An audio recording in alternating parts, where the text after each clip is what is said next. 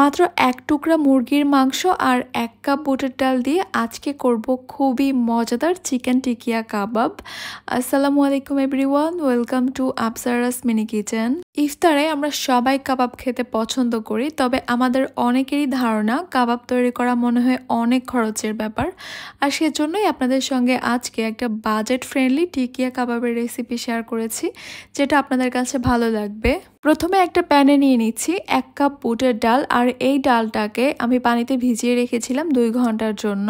2 ঘন্টা পানিতে ভিজিয়ে রাখার পর ডালটাকে খুব ভালোভাবে ধুয়ে পরিষ্কার করে নিয়েছি। এরপর আমাদের লাগবে মুরগির হাড় ছাড়া বুকের মাংস। আমি এখানে এরকম 1 পিস মাংস নিয়ে নিয়েছি, আর মাংসটা সহজে সিদ্ধ হয়ে যাওয়ার জন্য ছোট ছোট টুকরো করে কেটে নিয়েছি। ডাল আর মাংসটা সিদ্ধ হয়ে যাওয়ার জন্য এখানে আমি 2 কাপ পানি দিয়ে দিয়েছি।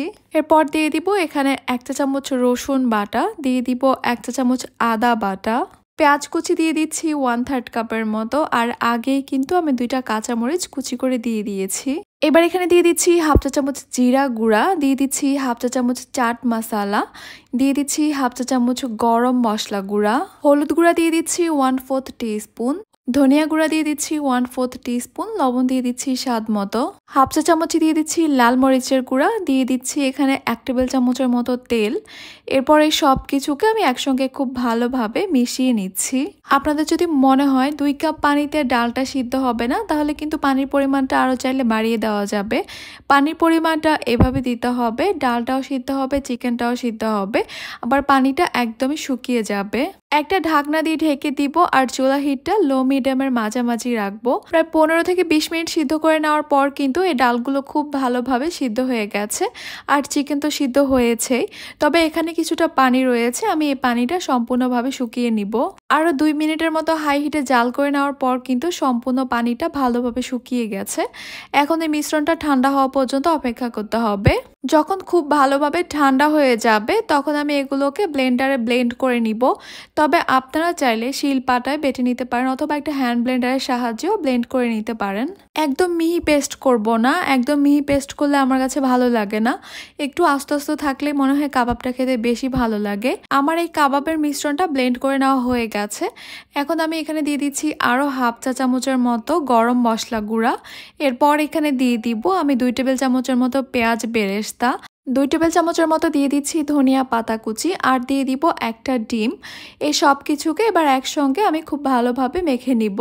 সব কিছু ভালোভাবে মিশিয়ে নিয়েছি, আর দেখতেই পাচ্ছেন আমার এই কাবাবের মিশ্রণটা একদম পারফেক্টভাবে তৈরি হয়েছে, না নরম হয়েছে না শক্ত হয়েছে।